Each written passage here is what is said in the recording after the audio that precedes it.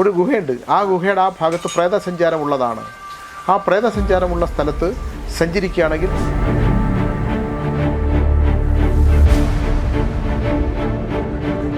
തന്ത്രമാന്ത്രികങ്ങളിൽ ഹൈന്ദവ സംസ്കാരത്തിലുള്ളതുപോലെ ഒരു മതവിഭാഗങ്ങളിലുമില്ല. പൂർവ്വജന്മത്തിൽ നിന്ന് നമ്മളിലേക്ക് വന്നു ചേർന്നിട്ടുള്ള എന്തോ ഒരു സത്യമുണ്ടെന്നും പ്രാണനുള്ള രണ്ടുപേര് തമ്മിൽ തൊടുമ്പോൾ അവർ ആ സ്പർശം അറിയുന്നു. പ്രാണനുള്ള ഒരാളും പ്രാണനില്ലാത്ത ഒരാളും തമ്മിൽ തൊടുമ്പോൾ 1,00,000 പേരെടുക്കുമ്പോൾ ഒരു പ്രത്യേക ജനുസിൽ ജനിച്ച ആൾക്കാർ അത്തരം സാന്നിധ്യങ്ങളെ കാണാൻ പറ്റും. ഇത് നമുക്ക് ഒരാളെ ബോധ്യപ്പെടുത്താൻ പറ്റില്ല. ഇല്ല എന്ന് പറയുന്ന ആൾ മൃത്യു സംഭവിച്ച് ദൈവമില്ല ഇതൊന്നുമില്ല എന്ന് പറഞ്ഞ് സംഭവിച്ചു മൃത്യുവിന് ശേഷം ഇയാൾ സഞ്ചരിക്കും. ഇയാൾ സഞ്ചരിക്കുമ്പോൾ ഇയാൾ കാണും അപ്പുറത്തൊരാൾ. ജ്യോതിഷമാണെങ്കിലും ഈ പറഞ്ഞ തന്ത്രശാസ്ത്രം എന്താണെങ്കിലും ഇത് ചൂഷണം ചെയ്ത് പാവപ്പെട്ടവരെ ചൂഷണം ചെയ്യുന്നവരുമുണ്ട്. ഏത് ഭാഗത്താണ് ചൂഷണമില്ലാത്ത? രാഷ്ട്രീയത്തിലില്ലേ? ചില ദിക്കിലേക്ക് രോഗാവസ്ഥയിലുള്ളപ്പോൾ ചില ദിക്കിലേക്ക് കൊണ്ടുപോകരുത്. ആ ശൗനം അങ്ങനെയാണ്. അപ്പം നമ്മളിനെ എന്തോ ഉണ്ട് എന്ന് വെച്ചാൽ നമ്മൾ സിദ്ധനാവൂ, നമ്മളും മരിക്കാൻ പറ്റും. അബാക് മീഡിയയിൽ ഇന്ന് നമ്മോടൊപ്പം ഉള്ളത് കാന്തല്ലൂർ സ്വാമിയാണ്. നമസ്കാരം. നമസ്കാരം. പ്രേതബാധ എല്ലാ കാലത്തും മനുഷ്യരുള്ള അത്രയും കാലത്ത് ചർച്ചാ വിഷയമായിട്ടുള്ള ഉണ്ടെന്നും ഇല്ലെന്നും രണ്ട് വശത്തു നിന്നും തർക്കിക്കാൻ ആൾക്കാരുള്ളൊരു വിഷയമാണ് പ്രേതബാധ എന്ന് പറയുന്നത്. ഇപ്പോൾ സ്വാമി പല സ്ഥലങ്ങളിലും പറഞ്ഞിട്ടുണ്ട്, അതിനെപ്പറ്റി സംസാരിച്ചിട്ടുണ്ട്. എന്നാലും ഏറ്റവും ഒടുവിൽ ഇതുവരെ ഉണ്ടായിട്ടുള്ള അല്ലെങ്കിൽ ഏറ്റവും അവസാനമുണ്ടായ അനുഭവങ്ങൾ വെച്ച് ശരിക്കും എന്താണ്, പ്രേതമുണ്ടോ? നമ്മളെ ഒരു കാര്യം, രണ്ടുപേര് തമ്മിൽ ജീവിച്ചിരിക്കുന്ന രണ്ടുപേര് തമ്മിൽ, ഞാൻ ഇന്നലെ ഒരു ചാനലിൽ പറഞ്ഞതാണ്, രണ്ടുപേര് തമ്മിൽ കാണാം, നമ്മൾ സ്പർശിച്ചാൽ അറിയാം. അത് രണ്ടുപേരും ജീവിച്ചിരിക്കുന്ന രണ്ടുപേരാണ്. ഞാനിപ്പോൾ ഇയാളെ ഒന്ന് തൊട്ടു, ഇയാൾ ആ സ്പർശം അറിയുന്നുണ്ട്. കാരണം ഇയാൾക്ക് ജീവിച്ചുണ്ട്, ഇയാൾ പ്രാണനുള്ള ആളാണ്, ഞാനും പ്രാണനുള്ള ആളാണ്. പ്രാണനുള്ള രണ്ടുപേര് തമ്മിൽ തൊടുമ്പോൾ അവർ ആ സ്പർശം അറിയുന്നു.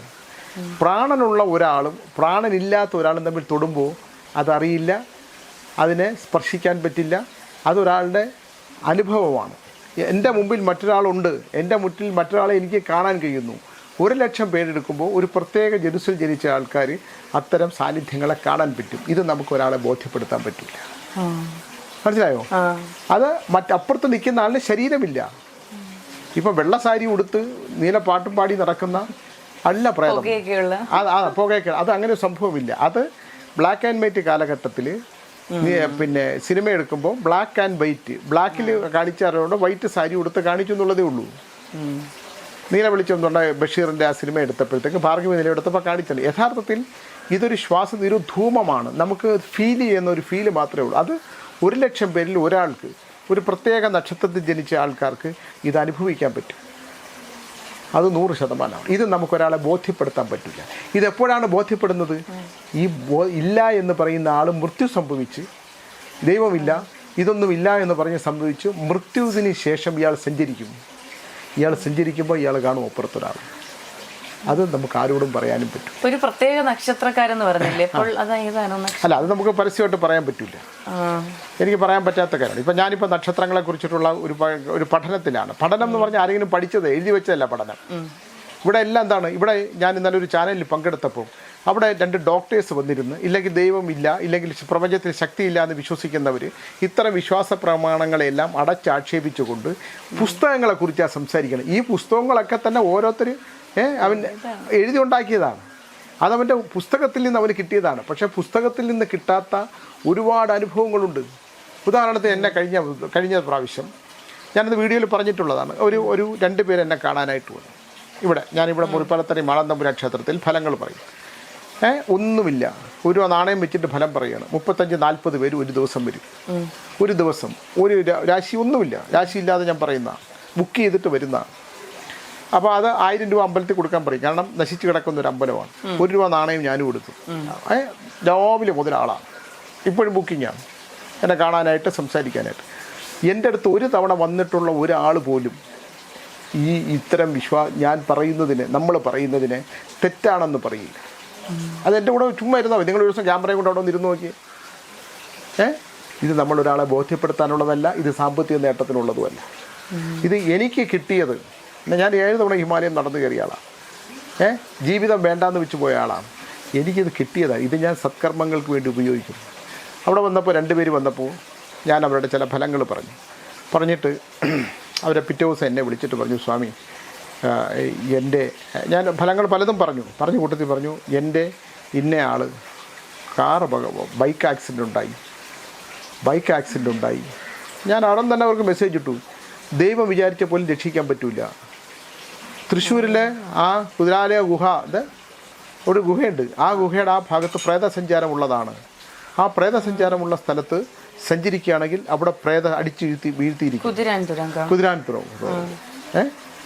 ആ പയ്യനെ കണ്ട ആ പയ്യൻ്റെ ഫോട്ടോ എനിക്ക് അയച്ചു തന്നു. ആ പയ്യനെ കണ്ട ഒരു മയിൽപ്പീലിയുടെ വെച്ചു കൊടുത്താൽ സാക്ഷാൽ ശ്രീകൃഷ്ണനാണ്, കൃഷ്ണനാട്ടം കളിക്കുന്ന പയ്യൻ.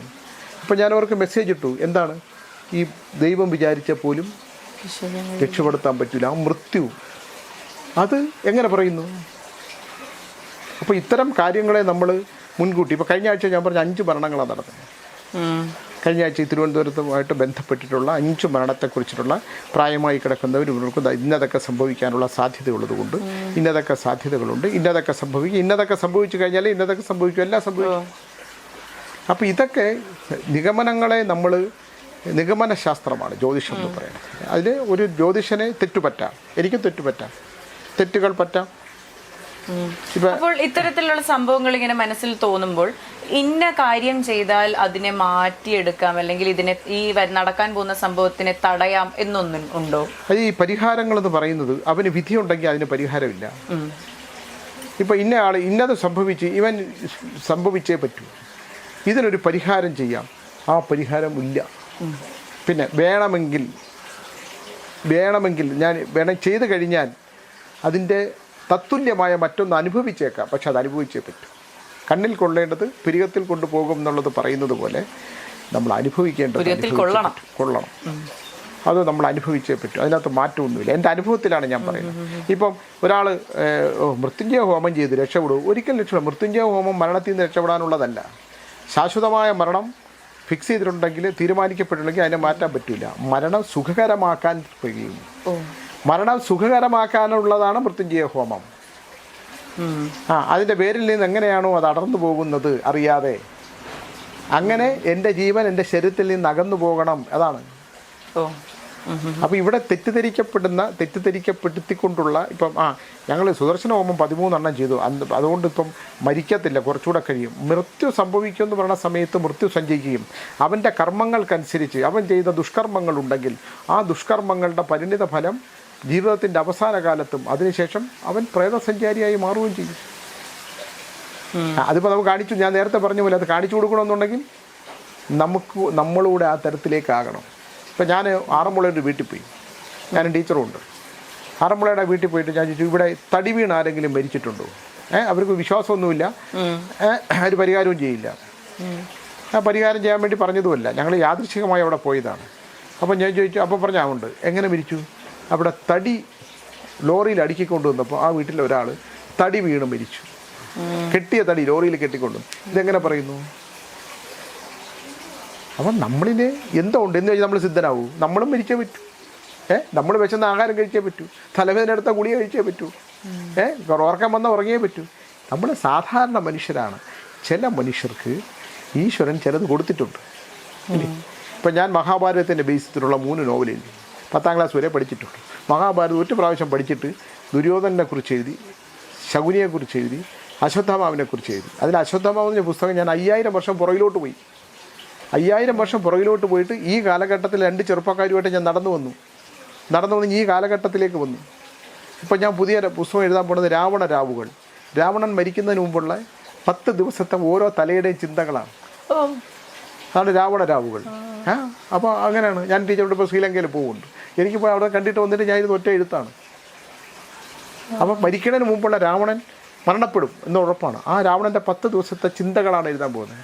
അപ്പോൾ 10ാം ക്ലാസ് പഠിച്ച വിദ്യാഭ്യാസ യോഗ്യതയല്ലേ അവിടെ? പൂർവ്വജന്മത്തിൽ നിന്ന് നമ്മളിലേക്ക് വന്നു ചേർന്നിട്ടുള്ള എന്തോ ഒരു സത്യമുണ്ടെന്നും ആ സത്യം ഈ കാലഘട്ടത്തിൽ ഒരു വിരൽ പതിപ്പിച്ച് പോകാൻ നിനക്ക് സാധിക്കുമെങ്കിൽ അത് ഈശ്വരൻ തന്ന കഴിവിനെ പ്രയോജനപ്പെടുത്തി നീ ബോധ്യപ്പെടുത്തി ഒരു വിരൽ പതിപ്പിച്ച് പോവുക. ഇപ്പോൾ ഈ വീടെന്ന് പറയുന്നത് മുഴുവൻ പുസ്തകം എഴുതി ഉണ്ടാക്കിയ പൈസ. എൻ്റെ 47 പുസ്തകമായത് ഇപ്പം. ഇംഗ്ലീഷിലുണ്ട്, തമിഴിലുണ്ട്. അപ്പോൾ നമ്മളെ കഠിനാധ്വാനം കൊണ്ട് ചെയ്യണം. നമ്മളിവിടെ മിണ്ടാതിരുന്ന് ചോദിച്ചോ എന്നും പറഞ്ഞുകൊണ്ടിരുന്നത് ഉണ്ടാവില്ല. എഴുതണം. രാവിലെ 3 മണിക്ക് എഴുന്നേക്കും, മെഡിറ്റേറ്റ് ചെയ്യും, എക്സർസൈസ് ചെയ്യും, എഴുതും. പേനയും പേപ്പറും എടുത്ത് എഴുതിയേ പറ്റൂ. അപ്പോൾ ആ അധ്വാനം നമ്മൾ ആ സമർപ്പണത്തിനാണ് പ്രതിഫലം, സമർപ്പണത്തിൽ. പിന്നെ തർക്കവിഷയമാകുവാണെങ്കിൽ തർക്കിക്കാൻ യോഗ്യത ഉള്ളവൻ്റെ അടുത്ത് തർക്കിക്കാം. ഇവിടെ യോഗ്യതയില്ലാത്തവൻ അവൾ ആദ്യമേ അവനൊരു ജോലിക്ക് പോകും, ജോലി കിട്ടത്തില്ല. കുത്തിയിരുന്ന് പഠിച്ചൊരു ജോലിക്ക് പോകും, കുത്തിയിരുന്ന് പഠിക്കും, വെറുതെ ബിരുദ സർട്ടിഫിക്കറ്റൊക്കെ ഉണ്ടാകും, ജോലി കിട്ടത്തില്ല. ഉടൻ സർക്കാരിനോടും അവനെ പഠിപ്പിച്ചവരോടും ശിക്ഷിച്ചവരോടും ഒക്കെ അവന് ദേഷ്യം വരും. എന്നിട്ട് അവൻ യുക്തിവാദിയാവും. ദൈവവും ഇല്ല, അച്ഛനും ഇല്ല, അമ്മയും ഇല്ല, ഇവിടെ സർക്കാരും ഇല്ല, ഒരു തേങ്ങയില്ല എന്ന് അവനങ്ങ് തീരുമാനിക്കും. എന്നിട്ട് അവൻ ചീത്ത പറയുകയാണ് അവൻ്റെ ജോലി എല്ലാത്തിനുമെതിരെ. ഇവിടെ ഒരു യൂട്യൂബർ കഴിഞ്ഞ ദിവസം അയാൾ 2 പ്രാവശ്യമായി. അയാൾ എന്താ ചെയ്യണമെന്ന് പറഞ്ഞാൽ അയാൾക്ക് നല്ല വ്യൂവർഷിപ്പാണ്. ഞാൻ അയാളോട് പറഞ്ഞു അയാൾ ചെയ്യുന്നത് ശരിയല്ല. ഇന്നലെ ഞാനൊരു ചാനലിൽ പങ്കെടുത്തപ്പോൾ ഉണ്ടായിരുന്നു. അയാൾ തമിഴ്നാട്ടിലേക്ക് ഗ്രാമങ്ങളിലേക്ക് പോയി അവിടെയൊക്കെ ജീവിത മാർഗ്ഗമാണ്, ആൾക്കാർക്ക് ദൈവം വരുന്നു എന്നൊക്കെ പറഞ്ഞ് ആൾക്കാരെ വേഷം കെട്ടിക്കും. ഇതെല്ലാം കൊണ്ടുവന്ന് കേരളത്തിൽ ഇയാൾ യൂട്യൂബിലിട്ടിട്ട് പറ്റിപ്പാണ്. എന്നാൽ ഹൈന്ദവ സംസ്കാരം മുഴുവൻ പറ്റിപ്പാണ്. നമ്മൾ ഒരു കാര്യം ഞാൻ ഉറപ്പിച്ച് പറയാം, തന്ത്രമാന്ത്രികങ്ങളിൽ ഹൈന്ദവ സംസ്കാരത്തിലുള്ളതുപോലെ ഒരു മതവിഭാഗങ്ങളിലുമില്ല. എൻ്റെ അടുത്ത് ക്രിസ്ത്യൻ സമൂഹത്തിൽപ്പെട്ടവർ വരുന്നുണ്ട്, മുസ്ലിം സമൂഹത്തിൽപ്പെട്ട് വരുന്നുണ്ട്. ഞാൻ ബൈബിൾ വെച്ച് ഫലം പറയുന്ന ആളാണ്. കാരണം ഞാൻ കടമുറ്റത്തച്ഛൻ്റെ അനുഗ്രഹമുള്ള ആളാണ്. എൻ്റെ കയ്യിൽ കടമുറ്റത്തച്ഛൻ്റെ കല്ലുണ്ട്. നിങ്ങൾ കാന്തല്ലൂർ വന്നാൽ പ്രത്യങ്കര ദേവിയുടെ താഴെ ഇരിക്കുന്ന കടമുറ്റത്തച്ഛൻ്റെ കുരിശ് വരച്ച കല്ലാണ്. ഞാൻ ബൈബിൾ നിങ്ങളുടെ കയ്യിലോട്ട് ഇത്രാമത്തെ പേജ് എടുത്ത് ഇന്നാമത്തെ വരി എടുത്തോളൂ, നിങ്ങളുടെ ജീവിതം അതിനകത്ത് എഴുതി വെച്ചേക്കും, നിങ്ങൾക്ക് ഇപ്പോൾ നടക്കുന്ന സംഭവം. ഇതൊന്നും പറയാൻ ഒരു മടിയില്ല എനിക്ക്. ഞാൻ എന്തിനു പഠിക്കണം? ഇതൊക്കെ തർക്ക വിഷയമായിട്ട് കണ്ടില്ല. ഞാൻ പറയും, ഇതുപോലെ ജീവിതത്തിൽ ലക്ഷ്യം കണ്ടെത്താത്ത മനുഷ്യർ ഇതിനെയൊക്കെ നിഷേധിക്കും, ചീത്ത പറയും. പക്ഷേ എനിക്ക് ഈ ജ്യോതിഷമാണെങ്കിലും ഈ പറഞ്ഞ തന്ത്രശാസ്ത്രം എന്താണെങ്കിലും ഇത് ചൂഷണം ചെയ്ത് പാവപ്പെട്ടവരെ ചൂഷണം ചെയ്യുന്നവരുമുണ്ട്. ഏത് ഭാഗത്താണ് ചൂഷണമില്ലാത്ത? രാഷ്ട്രീയത്തിലില്ലേ? സിനിമയിലില്ലേ? എവിടെയാണ് ചൂഷണമില്ലാത്ത? വിശ്വാസങ്ങളിൽ മാത്രമാണോ ചൂഷണം? ചൂഷണം ചെയ്യപ്പെട്ട് മറ്റുള്ളവരെ ചൂഷണം ചെയ്ത് ജീവിക്കണം എന്നുള്ള മനുഷ്യർ അവരെ ചൂഷണം അത് അവൻ്റെ മീഡിയ അവൻ ഏതിലൂടെ ചൂഷണം ചെയ്യുന്നുള്ളതേ ഉള്ളൂ. എവിടെയാണ് ചൂഷണമില്ലാത്തത്? അതിന് ഒരു വിഭാഗം അന്ധവിശ്വാസം. ഞാൻ ചോദിക്കട്ടെ, ഇവിടെ ഒരുപാട് കൊലപാതകം, ആ ഒരു ലോട്ടറി കച്ചവട പെൺകുട്ടികളെ കൊണ്ട് കൊന്നത് മുഴുവൻ മുസ്ലിം സമൂഹത്തിൽപ്പെട്ട ഒരുത്തനല്ലേ? കൊണ്ടുവന്ന് വെട്ടിയേർന്ന് ബലികർമ്മങ്ങൾ ചെയ്തത്. അങ്ങനെ എടുത്ത നമ്മളിത്, ഞാൻ ഒരു സമൂഹത്തിനെ പ്രത്യേകിച്ച് പറയല്ല, എല്ലാ മതവിഭാഗത്തിൽപ്പെട്ട ഇത്തരം ആൾക്കാർ, ദുഷ്ടചിന്തകളുള്ളവർ, ഇതുകൊണ്ട് ഇതൊക്കെ ഇപ്പം നേടാമെന്ന് വിചാരിക്കുന്നവരൊക്കെ തന്നെ അവൻ്റെ പൂർവ്വജന്മം എടുക്കുമ്പോൾ അവനിത് ചെയ്തേ പറ്റൂ എന്നുള്ളത് വരും. ഇത്തരം വിഷയങ്ങളുണ്ട്. ഇതൊന്നും തന്നെ അടച്ചാക്ഷേപിക്കുന്ന രീതികൾ ശരിയല്ലെന്നേ ഞാൻ പറയും. അതെ, ശാസ്ത്രത്തിൻ്റെ വളർച്ച ഇപ്പം ഞാൻ ചോദിക്കുന്ന ഒരുപാട് കാര്യങ്ങളുണ്ട്. എൻ്റെ അടുത്ത് ഡോക്ടേഴ്സ് ഒരുപാട് പേര് വരുന്നു. ഇവിടെ അടുത്തൊരു കാലത്ത് ഒരു സംഭവം ഉണ്ടായി. ഇവിടെ അടുത്തുള്ള ആളാണ്. അപ്പോൾ അദ്ദേഹം എൻ്റെ അടുത്ത് ഒന്ന് പറഞ്ഞു, ഇങ്ങനെ സഹോദരന് സുഖമില്ല എന്ന് പറഞ്ഞു. ഇവിടെ നിന്നാ പറഞ്ഞു. അപ്പോൾ ഞാൻ പറഞ്ഞു, അദ്ദേഹത്തിന് യാതൊരു കാരണവശാലും ആലപ്പുഴ ഭാഗത്തേക്ക് കൊണ്ടുപോകരുത്. അതെന്താ സ്വാമി കൊണ്ടുപോകരുത്? പിന്നെ ഇപ്പോൾ ഓപ്പറേഷനും ചെയ്യരുത്. കൊണ്ടുപോയി അവിടുത്തെ ഓപ്പറേഷൻ ചെയ്തു, പുള്ളി മരിച്ചു. ഞാൻ ഇത് ഇന്ന ദിവസത്തിന് അപ്പുറത്തോട്ട് പോകില്ല. എൻ്റെ വീട്ടിൽ അവിടുന്ന് 3 വീട് കഴിഞ്ഞാൽ ഉള്ള ആളാണ്. ചില ദിക്കിലേക്ക് രോഗാവസ്ഥയിലുള്ളപ്പോൾ ചില ദിക്കിലേക്ക് കൊണ്ടുപോകരുത്. ആ ശൗനം അങ്ങനെയാണ്. ഇതൊന്നും അന്ധവിശ്വാസമല്ല. ഈശ്വരൻ ഉണ്ടായ കാലം മുതൽ പ്രപഞ്ച സത്യത്തിലുണ്ടാകുന്ന, ഞാൻ എപ്പോഴും പറയുന്നത്, നെഗറ്റീവും പോസിറ്റീവും ഉണ്ട്. പോസിറ്റീവ് മാത്രം വെച്ചാൽ പ്രകാശിക്കൂല. നെഗറ്റീവ് കൂടെ ഉണ്ടെങ്കിലേ നെഗറ്റീവിൻ്റെ ശക്തി. ഇഷ്ടപ്പെട്ട് വിവാഹം കഴിച്ച് ഉത്തമ ദാമ്പത്യം എന്ന് പറഞ്ഞാൽ ഒരു 100 ദാമ്പത്യങ്ങളും തകർന്ന് തരിപ്പണമായിട്ട് എൻ്റെ അടുത്ത് വന്നിട്ടുണ്ട്. എൻ്റെ മുമ്പിലുള്ളതാണ്.